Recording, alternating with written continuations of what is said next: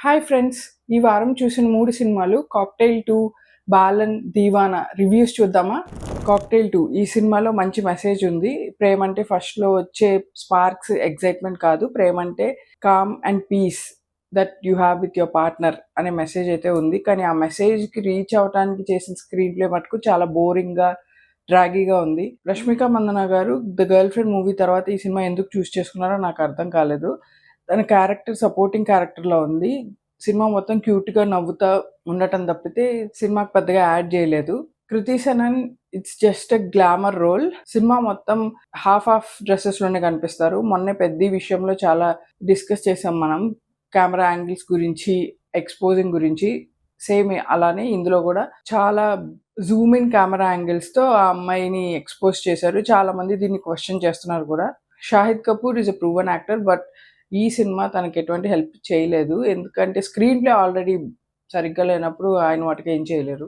'Balun the boy' మంజుమల్లి boys తీసిన 'చిదంబరం' గారి cinema తీశారు. సినిమాలో కొన్ని మొమెంట్స్ చాలా బావున్నాయి. పర్టిక్యులర్‌లీ ఇంటర్వెల్ బ్యాంగ్, క్లైమాక్స్ చాలా బావున్నాయి. క్లైమాక్స్‌లో షాక్ వాల్యూ చాలా బావుంది. కాకపోతే ఈ సినిమా చాలా స్లో పేసింగ్‌తో ఉంది. అదే problematic. Malayalam movies generally slow పేస్‌తో ఉంటాయి. కానీ అవి సినిమా ఎండ్‌కొచ్చేటప్పటికి ఎమోషనల్ పే ఆఫ్ చాలా బావుంటది. కానీ అది ఈ సినిమాలో లేదు. ఈ సినిమా నియో రియలిస్టిక్ స్టోరీ టెల్లింగ్‌తో ఉంది. ఎమోషనల్ వాల్యూ కొంచెం తక్కువ. సో, రియలిస్టిక్‌గా రాసినప్పుడు ఈ ఎమోషనల్ వాల్యూ అనేది కరెక్ట్‌గా కనెక్ట్ అవ్వలేకపోయినప్పుడు సినిమా సరిగ్గా ఎక్కదు. నాకైతే అదే జరిగింది. ఆ స్టోరీ టెల్లింగ్ కొంచెం బెటర్‌గా ఉండుంటే బావుండేది. Cinema story and shock value అయితే చాలా చాలా బావుంది. ఖచ్చితంగా వన్ టైమ్ చూడాలి. 'దీవానా'. 'దీవానా' సినిమా నాకైతే వెనక్కెళ్ళిపోతుంది తెలుగు సినిమా అనిపిచ్చింది ఈ సినిమా. చాలా ఓల్డ్ తెలుగు సినిమా టెంప్లేట్.